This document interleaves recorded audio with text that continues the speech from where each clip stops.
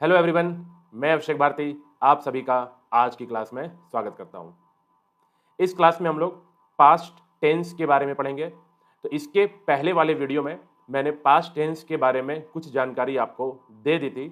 उसी के आगे के पार्ट को इस वीडियो में हम लोग डिस्कस करने वाले हैं। तो चलिए लेक्चर को स्टार्ट करते हैं। तो जैसा कि पिछले क्लास में हम लोग पास्ट परफेक्ट टेंस के बारे में पढ़ रहे थे, तो मैं बताया था कि पास्ट परफेक्ट टेंस क्या होता है। तो जो पास्ट के भी पास्ट की बात करें, तो जब हम पास्ट ऑफ पास्ट में कोई बात बोलते हैं तो वो पास्ट परफेक्ट टेंस होता है। तो ये सारी चीज़ें मैं आपको समझा रखा हूँ। इसके पहले इसके बाद मैं आपको बताया था कि पास्ट ऑफ पास्ट कभी भी डायरेक्ट यूज नहीं होता है, क्योंकि अगर आप किसी भी सेंटेंस में पास्ट ऑफ पास्ट मतलब past perfect tense direct use करेंगे तो वो जानकारी तो पास्ट इंडिफिनिट से भी दिया जा सकता है। ठीक है। फिर मैं आपको बताया था कि कब हम लोग पास्ट इंडेफिनिट टेंस लगाते हैं और कब हम लोग पास्ट परफेक्ट टेंस लगाते हैं। तो जब भी कभी भी सेंटेंस में yesterday, last year, last month या 2 years ago, 5 years ago, 2 months एगो, इस प्रकार से कोई भी बात लिख करके आ जाए तो हम समझ जाते हैं कि वो पास्ट इंडेफिनिट टेंस होना चाहिए। लेकिन अगर किसी भी सेंटेंस में ऑलरेडी का सेंस हो, जैसे पहले ही यह काम हो चुका है, तो वैसे समय में हम लोग पास्ट ऑफ पास्ट मतलब पास्ट परफेक्ट टेंस यूज करते थे। तो ये सारी चीजें मैं आपको समझा रखा हूं। तो इसके पहले वाले टेंस क्लास को आप देख सकते हैं, वहां से आपको समझ में आ जाएगा। उसके बाद मैंने आपको बताया था कि use of before, before conjunction का पास्ट परफेक्ट टेंस में कैसे यूज किया जाता है, आफ्टर कंजंक्शन का पास्ट परफेक्ट टेंस में कैसे यूज होता है ना। और लास्ट में बताया था आपको एगो और बिफोर में डिफरेंस क्या होगा। तो जब हम प्रेजेंट से पास्ट की बात करेंगे तो एगो यूज करते हैं, लेकिन जब हम पास्ट से और पीछे जाकर पास्ट और पास्ट की बात करते हैं तो हम बिफोर का यूज करते हैं। तो इसी पास्ट परफेक्ट टेंस को ही हम इस लेक्चर में पढ़ने वाले हैं। तो देखिए आज का जो हमारा पहला कंसेप्ट होगा वो हो जाएगा आपका नरेशन कंसेप्ट। देखिए नरेशन कंसेप्ट, जैसा कि इंग्लिश में एक अलग से चैप्टर है नरेशन, जहाँ पे हम लोग डायरेक्ट और इनडायरेक्ट स्पीच के बारे में पढ़ते हैं। तो वहाँ पे जो कंसेप्ट है उसी कंसेप्ट को थोड़ा सा मैं यहाँ पे यूज़ कर रहा हूँ, क्योंकि पास्ट परफेक्ट टेंस का यूज़ वहाँ पर भी होता है। तो कैसे होता है, तो देखिए एक डायरेक्ट स्पीच होता है जिसमें सब्जेक्ट होता है, रिपोर्टिंग वर्ब होता है और ऑब्जेक्ट होता, और कॉमा, इन्वर्टेड कॉमा के बाद कोई भी बात यहाँ पे लिख दी जाती है। जब हम इस सेंटेंस का इनडायरेक्ट स्पीच बनाते हैं तो सब्जेक्ट होता है, रिपोर्टिंग वर्ब होता है, फिर ऑब्जेक्ट होता है, फिर कॉमा, इन्वर्टेड कॉमा को हटा करके एक कंजंक्शन देते हैं और सब्जेक्ट वर्ब लगा देते हैं। जैसे कि एग्जांपल, बाकी ये सारी चीज़ें तो हम लोग डायरेक्ट इनडायरेक्ट स्पीच में पढ़ेंगे अच्छे से, लेकिन बस अभी इतना समझ लीजिए कि अगर मैं बोलता हूँ ही सेड टू मी, उसने मुझसे कहा था, he said to me, comma, inverted comma, they go there, inverted comma close, full stop. तो ये सेंटेंस कैसा सेंटेंस है, तो ये डायरेक्ट स्पीच का सेंटेंस है, क्योंकि जब भी कॉमा, इन्वर्टेड कॉमा आपको दिख जाए मतलब वो डायरेक्ट है। डायरेक्ट मतलब जो बात उसके द्वारा जैसा बोला गया वैसा ही बता दिया गया। जब हम इसका इनडायरेक्ट स्पीच बनाएंगे तो सेड के जगह हो जाएगा टोल्ड, तो ही टोल्ड मी, अब टू हट जाएगा, देखो सेड टू के जगह टोल्ड आ जाता है, तो ही सेड टू मी के जगह आ जाएगा he told me, comma, inverted comma को हटा के डैट। अब है कि बात क्या बोला गया था, तो उसने मुझसे कहा था वे लोग वहां जाएंगे, दे गो देयर। तो गो कैसा वर्ब है, V1। तो जब भी टेंस को, जब भी हम डायरेक्ट स्पीच को इनडायरेक्ट स्पीच में बदलते हैं तो जो टेंस हमारा होता है वो एक टाइम पीछे चला जाता है। एक टाइम पीछे चला जाता है मतलब यहाँ पे जो V1 यूज हो रहा है, तो अब यहाँ पे क्या यूज करना पड़ा हमको, V2 यूज करना पड़ा, तो लिख दिया दे वेंट देयर। तो सेंटेंस बनेगा ही टोल्ड मी, उसने मुझसे कहा था कि वे लोग वहां गए थे, दे वेंट देयर, वे लोग वहां गए थे, दे वेंट देयर। जबकि यहाँ बोला क्या गया था डायरेक्ट में, उसने मुझसे कहा था कि वे लोग वहां जाते हैं। अब हम इसको इनडायरेक्ट में जब हम बोल रहे हैं तो हम बोल रहे हैं उसने मुझसे कहा था कि वे लोग वहां गए थे, दे वेंट देयर। ठीक है। तो ये तो ठीक है, समझ में आया कि प्रेजेंट टेंस को पास कर दिया गया। लेकिन अब सोचो कि डायरेक्ट स्पीच में पहले से ही अगर प्रेजेंट हो, पहले से ही अगर प्रेजेंट हो तो उसको तो हम पास कर लेते हैं। लेकिन अगर यहाँ पे पास्ट टेंस पहले से हो तो पास्ट के एक टाइम पीछे जाएंगे तो क्या मिलेगा, पास्ट परफेक्ट टेंस मिलेगा। तो वहां पे हम लोग पास्ट परफेक्ट यूज करते हैं, जैसे कि he said to me, comma, inverted comma, they did their work, comma, inverted comma बंद, फुल स्टॉप। कैसा स्पीच है, डायरेक्ट स्पीच है। इसका हिंदी मतलब क्या निकला, उसने मुझसे कहा कि, ही सेड टू मी, उसने मुझसे कहा था कि, they did their work, they did their work, वे लोग अपना काम किए थे, दे डिड देयर वर्क, वे लोग अपना काम किए थे, है ना, पास्ट टेंस है। डिड क्या होता है, V2 पास्ट। अब पास्ट टेंस को हमको पास्ट और पीछे ले जाना है तो क्या बनाना पड़ेगा, पास्ट परफेक्ट। पास्ट परफेक्ट में क्या हो जाएगा, सेड टू के जगह आ जाएगा told, he told me, comma, inverted comma हटा करके डैड, तो ही टोल्ड मी डैड, दे के जगह दे लिखेंगे। अब डिड देयर वर्क को हमको करना पड़ेगा हैड डन देयर वर्क। अब हैड होता है V2, डन होता है V3, तब ये बन गया past perfect tense, past of past. तो एक चीज हमने देखा कि जब भी कभी भी डायरेक्ट स्पीच में पहले से ही पास्ट इंडेफिनिट टेंस का यूज़ किया जाए, तो जब हम उसका इनडायरेक्ट स्पीच बनाते हैं तो पास्ट परफेक्ट टेंस आ जाता है। तो डायरेक्ट इनडायरेक्ट स्पीच को इसको हम लोग डिटेल में पढ़ेंगे, अभी कुछ परेशान नहीं होना है कि समझ में आया नहीं आया, कोई बात नहीं। बस अभी एक रूल बस ध्यान रखो कि अगर डायरेक्ट स्पीच में अगर पास्ट इंडेफिनिट है तो इसका इनडायरेक्ट स्पीच जो होगा वो पास्ट परफेक्ट टेंस में हो जाएगा। क्लियर है इतना? चलो आगे देखते हैं।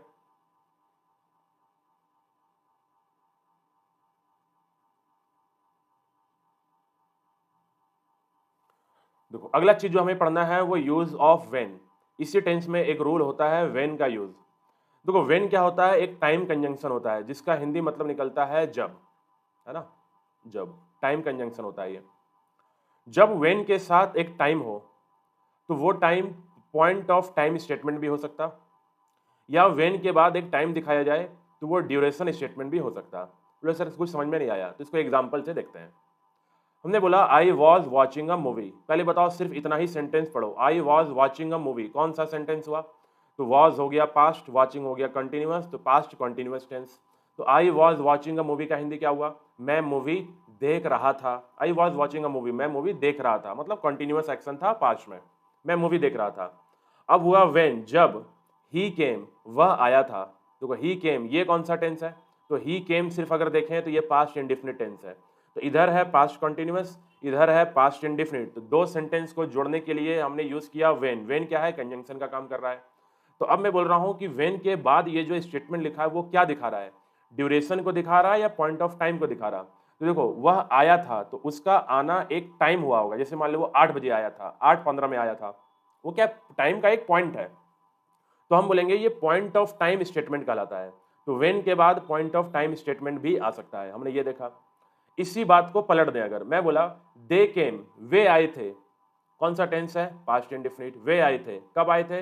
When I was washing my car, जब मैं अपना कार धो रहा था। अब देखो जब मैं अपना कार धो रहा था कौन सा टेंस है? तो ये पास्ट कॉन्टिन्यूअस टेंस है, मतलब इधर इंडेफिनिट है इधर पास्ट कॉन्टिन्यूअस है।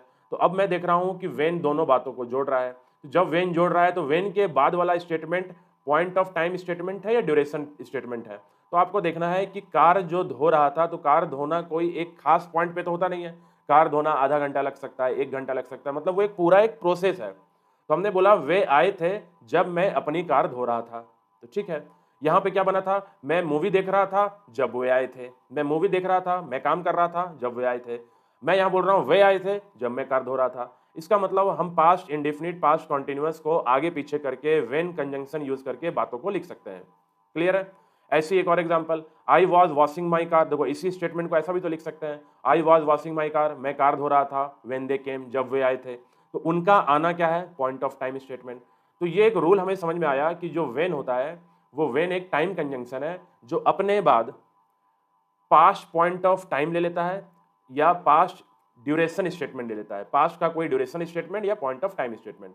अब जब ये रूल समझ में आया तो अब ये गलती आपसे कैसे करवाएगा, तो अब हमको वो रूल समझना है।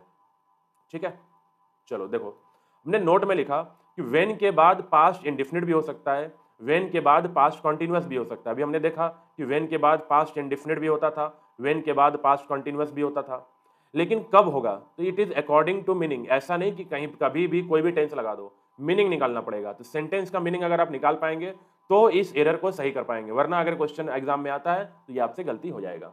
जैसे कि दे केम, वे आए थे, ठीक है। व्हेन कब आए थे? जब। वे आए थे जब आई वॉच्ड अ मूवी। अब देखो वॉच क्या है? V2, V2 मतलब पास्ट इंडेफिनिट। वे आए थे जब मैं मूवी देखा था। एक बात बताओ, इस बात का कोई सेंस है क्या?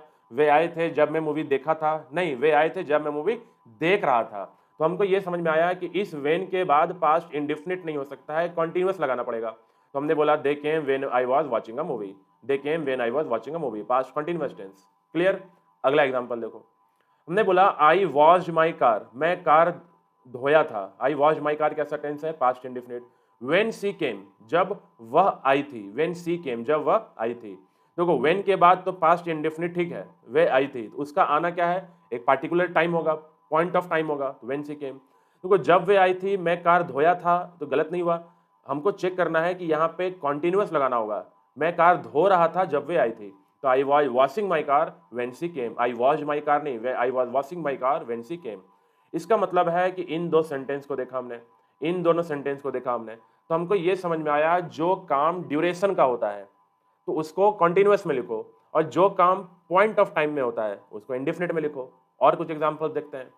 देखो, आई वॉज डूइंग माई वर्क, मैं अपना काम कर रहा था, पास्ट कॉन्टिन्यूअस, मैं अपना काम कर रहा था। When the lights went of, जब बिजली चली गई, लाइट्स वेंट ऑफ, बिजली चली गई। तो सही है, बिजली का जाना क्या है, एक पॉइंट ऑफ, एक सेकंड में हो जाता है ये, तो यहाँ पे पास्ट इंडेफिनिट लगाया।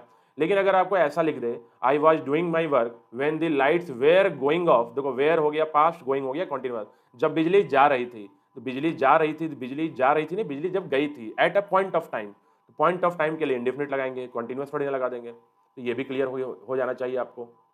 अगला एग्जांपल देखो, आई वॉच्ड अ मूवी, मैं मूवी देखा था, when the lights went of. अब बोलेंगे sir when the lights went of तो सही है, लेकिन ये तो सही है, तो मैं मूवी देखा था और बिजली गई थी, तो ये तो कोई सेंस नहीं बना। तो क्या बोलना पड़ेगा, मैं मूवी देख रहा था। देखना, मूवी देखना एक कॉन्टिन्यूअस प्रोसेस होना चाहिए। आई was watching a movie when the lights went of. Clear.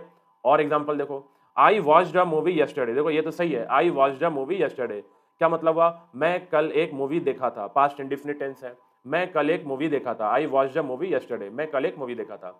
लेकिन अगर मैं बोलूं आई watched a movie at this time yesterday, कल इस समय पर मैं एक मूवी देखा था या देख रहा था, अब बताओ, कल इस समय पर मैं मूवी देखा था या देख रहा था, तो इस समय पर क्या हो रहा होगा, मूवी देख रहे होंगे, देखे तो नहीं होंगे, तो I was watching a movie सही होगा, आई वॉच्ड अ मूवी गलत हो जाएगा।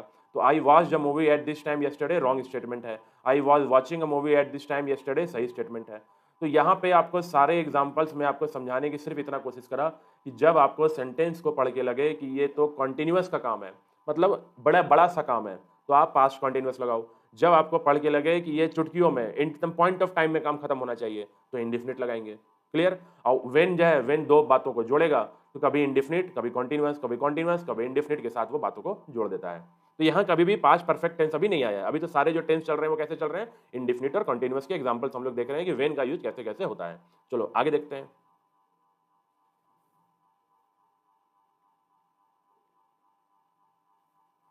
देखो, अब हमको नोट में क्या देखना है कि व्हेन के बाद पास्ट परफेक्ट टेंस भी आता है। अभी तक हमने देखा कि व्हेन के बाद या तो कॉन्टिन्यूअस हो रहा था या इंडेफिनिट हो रहा था। व्हेन के बाद पास्ट परफेक्ट टेंस भी होता है। पास्ट परफेक्ट टेंस क्या दिखाता है, कंप्लीट एक्शन। परफेक्ट मतलब काम खत्म हो जाना, और काम खत्म हो जाना और कोई दूसरा काम का शुरू हो जाना, अनदर एक्शन स्टार्टेड। जैसे कि एग्जांपल, आई वेंट देयर, देखो मैं वहां गया था, आई वेंट देयर पास्ट इंडेफिनिट। कब गया था, when I had washed my car, जब मैं कार धो चुका था। एक बात बताओ, जब आदमी एक कार धो चुका था तो धोना काम खत्म हो गया, तभी तो वो वहां गया होगा। तो एक काम खत्म करके वो दूसरे काम के लिए चला गया। I went there when I had washed my car. तो I had washed my car कैसा सेंटेंस है, तो बोलोगे तो पास्ट परफेक्ट सेंटेंस है।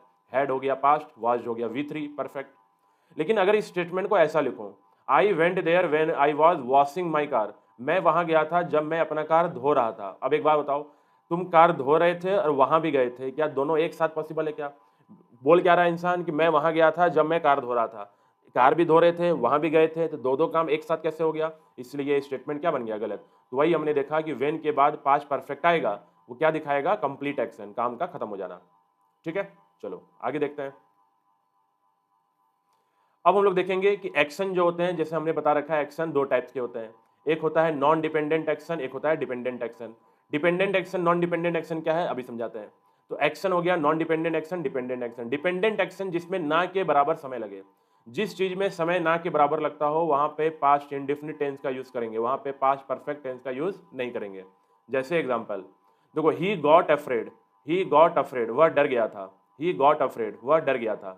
ठीक है, गॉट क्या है, V2 past indefinite tense. He got afraid वह डर गया था, कब डर गया था, when he saw a dead body, जब वह एक डेड बॉडी देखा था, जब वह एक डेड बॉडी देखा था। सॉ क्या है, V2 मतलब पास्ट इंडेफिनिट। तो यहाँ पे व्हेन के इधर भी पास्ट इंडेफिनिट है, व्हेन के आगे भी पास्ट इंडेफिनिट है, वन के पीछे भी पास्ट इंडेफिनिट है।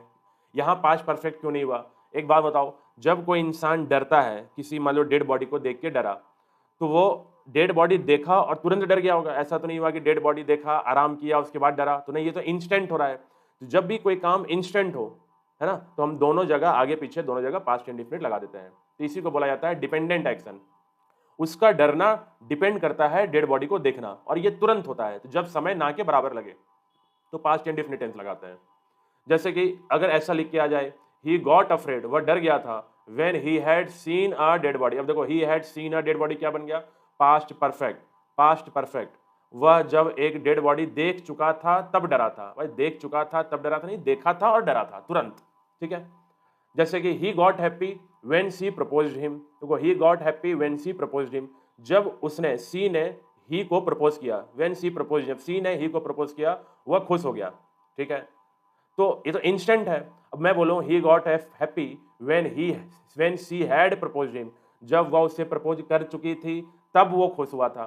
तो ऐसा नहीं लग रहा है कि ये तो कोई इमोशंस है, तो इमोशंस तुरंत होता है, at a point of time होता है। तो जब पॉइंट ऑफ टाइम हो तो डिपेंडेंट एक्शन बोलते हैं, तो वो पास्ट इंडेफिनिट टेंस में दिखाए जाते हैं, वहां पे पास्ट परफेक्ट टेंस नहीं लगाएंगे, ठीक है। तो ये हो गया आपका कंप्लीट पास्ट परफेक्ट टेंस। तो मैं आपको बताया था अपने पिछले क्लास में भी और इस क्लास में भी कि पास्ट टेंस का पास्ट इंडेफिनिट, पास्ट कॉन्टिन्यूअस और पास्ट परफेक्ट कॉन्टिन्यूअस में कोई जान नहीं है। जो मेन चीज आपको समझना है ना, वो पास्ट परफेक्ट टेंस को समझना है, कब हम पास्ट परफेक्ट टेंस को लगाते हैं। और पास्ट परफेक्ट टेंस में ही बहुत सारे हमने रूल्स को पढ़ा, उन सारे रूल्स के एग्जांपल्स को बस आपको ध्यान रखना है। चलिए अब पास्ट के आखिरी टेंस को पढ़ेंगे हम लोग, जो कि है past perfect continuous tense. Past tense का आखिरी tense past perfect continuous tense. तो जैसा कि प्रेजेंट परफेक्ट कॉन्टिन्यूअस टेंस हमने पढ़ रखा है, तो क्या होता था, सब्जेक्ट होता था, हैव होता था, बीन होता था, V1 ING होता था, आगे जाकर के फॉर या सिंस के बाद एक टाइम होता था। तो सेम पास्ट के जगह प्रेजेंट यूज करेंगे, तो प्रेजेंट के जगह हैव के जगह क्या हो जाएगा, हैड हो जाएगा। तो subject had been, V1 ING, आगे जाकर के डॉट डॉट जो बात बोलना है बोल लो, फिर फॉर या सिंस के बाद एक समय दिखाना होता है, फॉर या सिंस के बाद एक समय दिखाना होता है। पास्ट परफेक्ट कॉन्टिन्यूअस टेंस का मतलब वो काम जो कुछ समय से चल रहा हो, जो कुछ समय से चल रहा हो, तो थोड़ा काम खत्म भी हो गया हो और थोड़ा काम चल रहा हो, तो ऐसे टेंस को हम बोलते हैं पास्ट परफेक्ट कॉन्टिन्यूअस टेंस। जैसे कि I had been teaching them, देखो I had been teaching them for 2 years. यहाँ पे जो फॉर होता है उसका हिंदी से निकलता है, अभी हम फॉर के बारे में डिटेल में अलग से पढ़ेंगे, पहले बस टेंस को एक बार समझ लेते हैं, ज्यादा इसमें कुछ है नहीं, बस 2 लाइन है। मैं 2 साल से, देखो मैं 2 साल से उन्हें पढ़ा रहा था, मैं 2 साल से उन्हें पढ़ा रहा था। I had been teaching them, had हो गया पास्ट, बीन हो गया परफेक्ट, टीचिंग हो गया कॉन्टिन्यूअस, पास्ट परफेक्ट कॉन्टिन्यूअस। कब से पढ़ा रहा था, 2 साल से। तो 2 साल क्या है ना, तो 2 है ड्यूरेशन ऑफ टाइम, तो आपको मालूम है फॉर के बाद टाइम का ड्यूरेशन आता है, टाइम का ड्यूरेशन आता है। मैं बोलूँ आई हैड बीन प्लेइंग, मैं खेल रहा था, कब से खेल रहा था, सिंस मॉर्निंग, सुबह से। सिंस के बाद क्या आता है, पॉइंट ऑफ टाइम आता है, सिंस के बाद पॉइंट ऑफ टाइम आता, तो सिंस मॉर्निंग, मैं सुबह से खेल रहा था, मैं 2 साल से उन्हें पढ़ा रहा था। तो इस तरह के जब सेंटेंस बनते हैं तो पास्ट परफेक्ट कॉन्टिन्यूअस टेंस में आते हैं। तो अब यहाँ पे हम लोग डिटेल में बात करेंगे यूज ऑफ फॉर की। जैसे कि मैं जब आपको प्रेजेंट टेंस कराया था उसमें भी आपको फॉर के बारे में बताया था प्रेजेंट टेंस के खत्म होने के बाद, तो यहाँ पे भी हम लोग फॉर और सिंस का यूज अलग से पढ़ेंगे पास्ट टेंस में। तो सबसे पहले use of for past indefinite में, ठीक है, चलिए देखते हैं। आपको मालूम है पास्ट इंडेफिनिट क्या होता है, सब्जेक्ट होता है, V2 होता है, इतना होता है पास्ट इंडेफिनिट। लेकिन अगर पास्ट इंडेफिनिट में आगे जाकर के फॉर या टाइम लिख दे, पास्ट इंडेफिनिट सेंटेंस में आगे चल करके फॉर या टाइम दिखा दे, तो उस फॉर का हिंदी होता है के लिए, और उस फॉर जो समय है उस समय के बाद एक्शन क्या हो जाता है, रुक जाता है। जैसे इसका हिंदी कैसे निकलता था, तो आई प्लेड, मैं खेला था, आई प्लेड, मैं खेला था, फॉर 2 आवर, 2 घंटे के लिए। इसका मतलब मैं 2 घंटे से ज़्यादा नहीं खेला था, मैं 2 घंटे के लिए खेला था फिर खेलना बंद कर दिया था। I played for 2 hours. मैं बोला I worked in that company, मैं उस कंपनी में काम किया था, फॉर 5 ईयर, 5 साल के लिए, मतलब 5 साल से ज़्यादा नहीं किए थे। तो पास्ट इंडेफिनिट में फॉर का हिंदी होता है के लिए, और पास्ट इंडेफिनिट में फॉर के बाद जो भी समय होता है, जो ड्यूरेशन होता है, जैसे 2 घंटे, 5 घंटे, 2 सप्ताह, 1 साल, 2 महीने, कुछ भी लिखो, वो सारे क्या दिखाते हैं कि उस समय के बाद काम रुक गया था। हमने प्रेजेंट टेंस में बताया था कि प्रेजेंट कॉन्टिन्यूअस टेंस में फॉर का यूज नहीं होता है, ऐसे ही पास्ट कॉन्टिन्यूअस टेंस में भी फॉर का यूज नहीं होता है। क्यों नहीं होता, जैसे आई वॉज प्लेइंग, मैं खेल रहा था, फॉर 2 आवर्स, 2 घंटे से, मैं 2 घंटे से खेल रहा था। अगर मैं 2 घंटे से खेल रहा था तो कुछ खेल तो चुके होंगे, अगर खेल चुके होंगे तो वो कहाँ पे दिखेगा, परफेक्ट कॉन्टिन्यूअस में। तो यहाँ पे सिर्फ कॉन्टिन्यूअस है, परफेक्ट तो है नहीं, तो स्टेटमेंट क्या हो गया, गलत। मतलब पास्ट कॉन्टिन्यूअस टेंस में हम फॉर का यूज नहीं करते हैं। अब आ जाओ पास्ट परफेक्ट कॉन्टिन्यूअस टेंस में। पास्ट परफेक्ट कॉन्टिन्यूएशन अभी जस्ट हमने पढ़ा कि एक सब्जेक्ट होगा, हैड होगा, बीन होगा, V1 ING होगा, फिर आगे चल के फॉर के बाद टाइम होगा। यहाँ पे फॉर का हिंदी निकलेगा से, फॉर के बाद जो एक्शन होगा वो चलता रहेगा, क्योंकि कॉन्टिन्यूअस है तो एक्शन चलता रहेगा। और देखो फिर से हमने बताता हूँ कि कॉन्टिन्यूअस टेंस में सिर्फ एक्शन वर्ब होता है, नॉन एक्शन वर्ब नहीं होता, क्योंकि नॉन एक्शन वर्ब में हम लोग ING नहीं लगाते हैं। अब एग्जाम्पल देखो, he had been living there, वह वहाँ रह रहा था, कब से रह रहा था, 2 साल से। अगर मैं किसी को बोलूँ वह वहाँ 2 साल से रह रहा था, क्या रहना छोड़ दिया क्या? तो नहीं, 2 साल से रह रहा था मतलब अभी भी रह रहा था, आगे भी रह रहा था, लेकिन जब बात बोली जा रही है तो उस समय पर वो 2 साल से वहाँ रह रहा था। He had been doing his work, वह अपना काम कर रहा था। कब से कर रहा था? फॉर 2 मंथ्स, मतलब वह 2 महीने से अपना काम कर रहा था। काम आगे भी चल रहा होगा, लेकिन जो घटना हुई उस घटना पे जब ये बात बताया जा रहा है तो वो बात बताते समय उसको काम करते हुए 2 महीने हो चुके थे और आगे भी काम चल रहा होगा। लेकिन देखो लिविंग क्या है? कॉन्टिन्यूअस, रहना कॉन्टिन्यूअस टेंस है। लिविंग क्या है? तो एक्शन वर्ब है, एक्शन वर्ब है तो आईएनजी लगा, कॉन्टिन्यूअस। डूइंग क्या है? एक्शन वर्ब है, किसी काम को करना, कहीं रहना, ये सब एक्शन वर्ब है तो इसके साथ कॉन्टिन्यूअस लगता है। लेकिन मैं बोलूं they had been knowing him for 10 years, वह उसे 10 साल से जान रहा था। अब देखो जान रहा था तो जानना काम थोड़ी है, पहले ही पढ़ा रखा हूं, जानना कोई काम थोड़ी है जो तुम नो के साथ आईएनजी लगा दोगे, तो ये गलत हो गया। तो इसका सही सेंटेंस क्या बनेगा? तो इसका सही सेंटेंस बनाने के लिए पास्ट परफेक्ट यूज करना होगा। दे हैड नोन हिम, वे उन्हें जान चुके हैं या जानते हैं फॉर 10 ईयर, 10 साल से, वे उन्हें 10 साल से जानते हैं। They had known him for 10 year. और प्रेजेंट टेंस में भी आपको पढ़ाया था कि जब हम पास्ट परफेक्ट टेंस लिखते हैं और पास्ट परफेक्ट टेंस में अगर फॉर के साथ समय दिखाते हैं तो वो पढ़ने में तो लगता है कि काम खत्म हो गया, लेकिन इसमें कॉन्टिन्यूअस क्या होता है? हिडन होता है, छिपा होता है, वो काम चल रहा होता है। ये कब यूज करते हैं? ये नॉन एक्शन वर्ब के लिए हम लोग को यूज करना पड़ता है। चलिए देखिए, पास्ट परफेक्ट टेंस में आ जाओ फॉर का यूज। पास्ट परफेक्ट क्या होता था? सब्जेक्ट हैड और V3 होता है, हैड और V3 होता है और फॉर के बाद टाइम होता है। यहाँ पे क्या है? फॉर का हिंदी से ये एक्शन नॉन एक्शन दोनों ले लेता है, एक्शन वर्ब भी लेगा, नॉन एक्शन वर्ब भी लेगा। यहाँ पे कॉन्टिन्यूअस सेंस हिडन होता, अभी बताया कॉन्टिन्यूअस सेंस हिडन होता, और action will continue after this time, और इस समय के बाद भी एक्शन चलता रहता है, एक्शन रुकता नहीं है। तो एक्शन रुकता सिर्फ इंडिफिनिट में है, कॉन्टिन्यूअस टेंस में तो फॉर आता ही नहीं है। तो बचा प्रेजेंट परफेक्ट कॉन्टिन्यूअस और प्रेजेंट परफेक्ट टेंस, या बोलो पास्ट परफेक्ट कॉन्टिन्यूअस या पास्ट परफेक्ट टेंस। तो पास्ट परफेक्ट कॉन्टिन्यूअस सिर्फ किसके लिए बना है? एक्शन वर्ब के लिए। लेकिन अगर नॉन एक्शन बनाना है तो हमको तुम पास्ट परफेक्ट लिखना होगा, या एक्शन वर्ब भी पास्ट परफेक्ट में चल जाता है। जैसे कि अभी हमने लिखा they had known him for 10 years, ये वाला example, they had known him for 10 years. अब देखो इसको हम चाह के भी कॉन्टिन्यूअस में नहीं लिख सकते हैं, नहीं लिख सकते हैं, ठीक है, क्योंकि मजबूरी है कि इसको परफेक्ट में ही लिखना होगा। लेकिन इन दो सेंटेंस को देखो, दोनों सेंटेंस का सेम मीनिंग है। He had lived there for 10 years, he had lived there for 10 years, वह वहां 10 साल से रह चुका था, वह वहां 10 साल से रह चुका था, मतलब आगे भी रहा था, ठीक है, इसमें कॉन्टिन्यूअस छिपा होता है। मैं बोला he had been living there for 10 years, वह वहां 10 साल से रह रहा था, यहाँ तो साफ साफ दिख रहा है रह रहा था। तो देखो जब हम इसको प्रेजेंट टेंस में पढ़े थे तो क्या लिखते थे? ही के साथ हैज आएगा, he has lived there for 10 years, या he has been living there for 10 years. वहां बताया था सेम मीनिंग होता है, यहाँ पे भी बस प्रेजेंट को हमने पास्ट कर दिया तो हैड लगा दिया, ठीक है।